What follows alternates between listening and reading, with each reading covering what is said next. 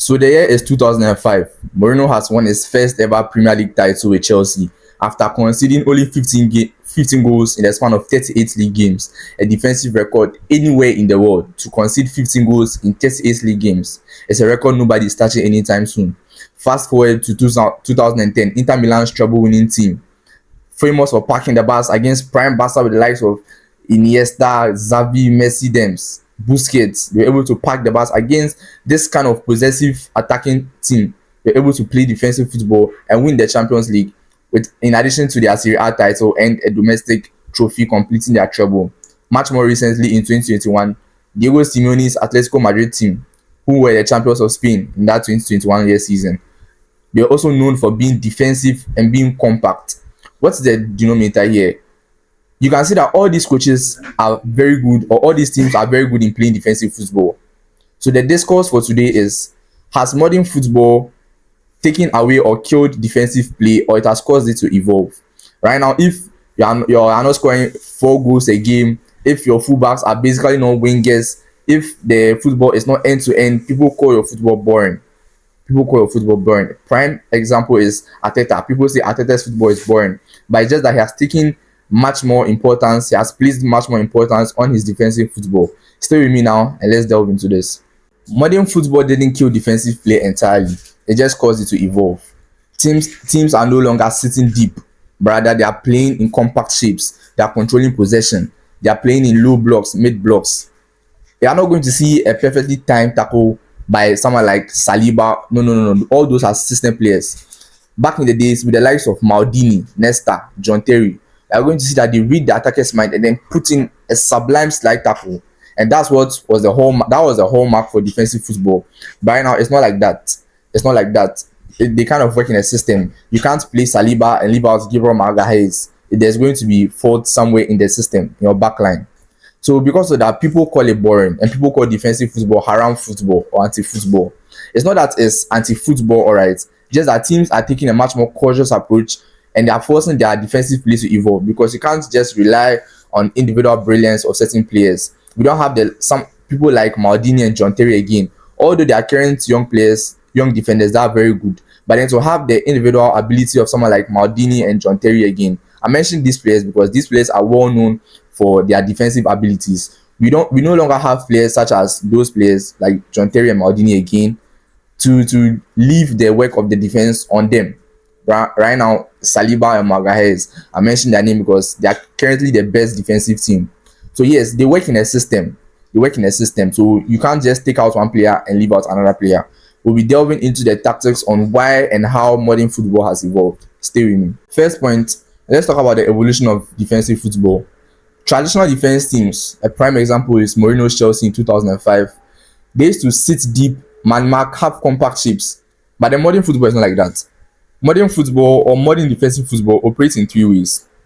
First is the high press. Second is the mid block. Third is the low block. High pressing, they are going to win the ball early and up high. So you see that where maybe Saliba and Gabriel is going to pick up the ball, it's not where you'd be expecting them to be. Maybe John Terry Dems and Ricardo Carvalho would have been in, let's say, at the edge of the defensive of the 18-yard box. That was where they would have been. That was the deep block. But then someone like Gabriel and Saliba, they are going to be higher up. They make sure that they press you and win the ball up high. So that's a high press. Second is the mid block, compact between the halfway and the defensive thirds. It's more like a hybrid way. It's not a high line, it's not a low line, or it's not a deep block. So they've combined both and they've made it a mid block. Third one is a low block, deep reactive. So modern football doesn't only require the deep football like the traditional defense, right? So right now it's more like they've made it hybrid. Elite teams or elite players are able to do the mix of the three at like the right point in times.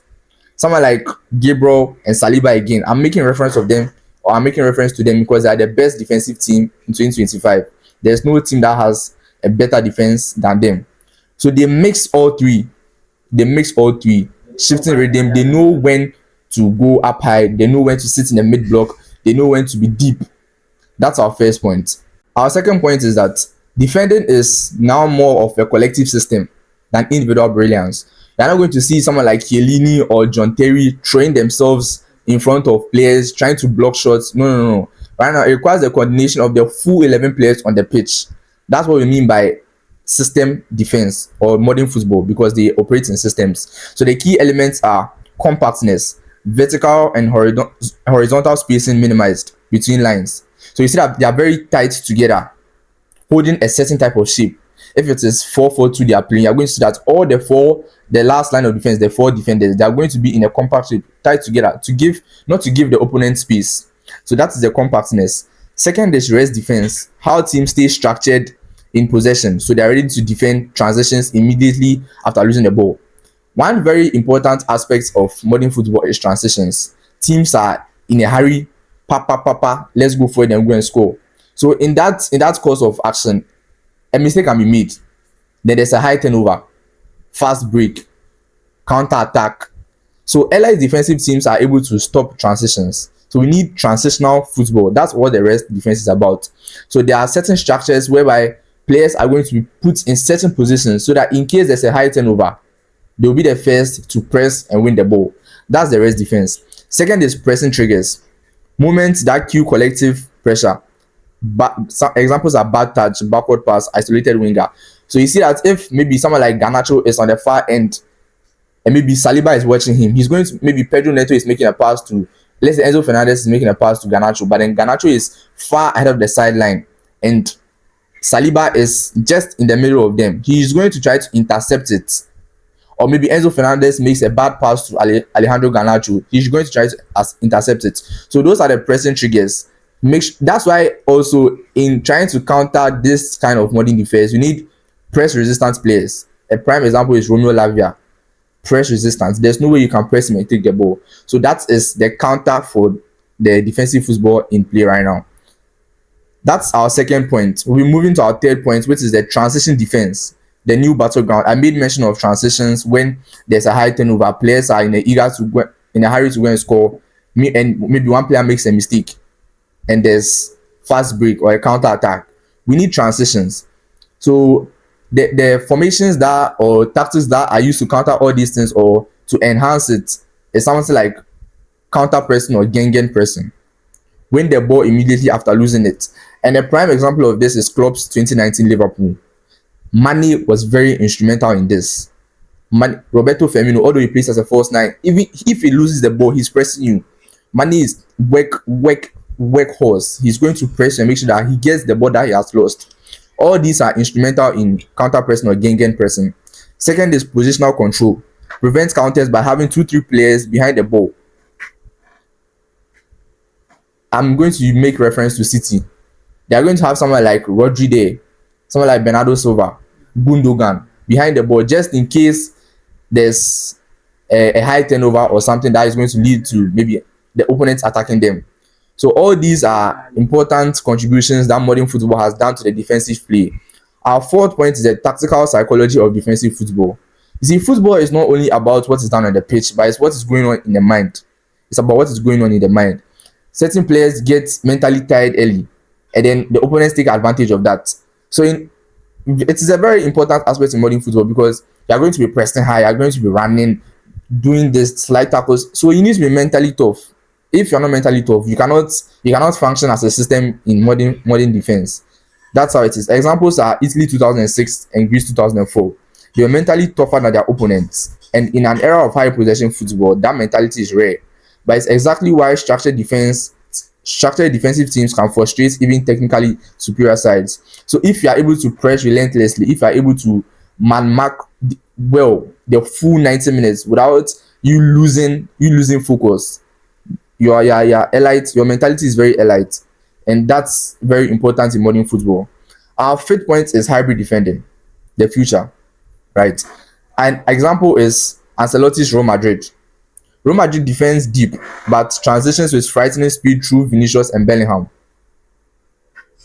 So in case there's, let's say, a fast break, Madrid has gotten on a fast break, they know that we have blistering pace abusers, Vinicius and Mbappe. So they are able to move forward and go. And in case maybe there's a high turnover again, they are the same players that can also hurry up and come back. So whilst they are going up with that same pace, they are coming back. So it's more like counter-attacking football, but at the same time they are also able to defend transitions. Second is Inzaghi's Inter. Much more recently, they went to the Champions League final, but unfortunately lost 4-0 to PSG. So they operate 5-0 to PSG. So they operate in the mid-block 5-3-2. So they have a pivot of Hakan Çalhanoğlu, and he's orchestrating everything. He's the first person to maybe release an attacking pass, and then also the first person in the defensive line, because Thuram has, let's say, a lower pace, so he's not able to. Thuram and Martinez have a lower pace. They are not able to like track back and help. But then Çalhanoğlu is the person that is going to orchestrate all this. Is the person that is going to make the pass, attacking pass. Also, he's able to stick in himself in case there's maybe something. Then he needs to slide tackle. He's able to do that. So that's very important. That's very important. The last example is Didier Deschamps' France. France combines defensive compactness with transition sharpness. Mbappe as the outball and Kante as the anchor. So Kante is the anchor that holds everything. Kante or Tchouaméni. Because right now Kante is going to, we are going to put in Tchouaméni inside. These are the people orchestrating everything. This is the future. Flexible system that just don't defend, but they are able to, that just not stop goals, but they are able to defend and also help create them. So what's the essence of this video? The essence of this video is that defensive football is not that it's outdated. It has just evolved. There are much more tactics coming into play. It's no longer just a basic 4-4-2 or a basic 4-3-3 formation. But no, we have in possession tactics, we have out of possession tactics, and all these are very important. So defensive football isn't dead. It has just evolved. Thank you. Make sure you subscribe, keep us on post notifications, and see you on the next video.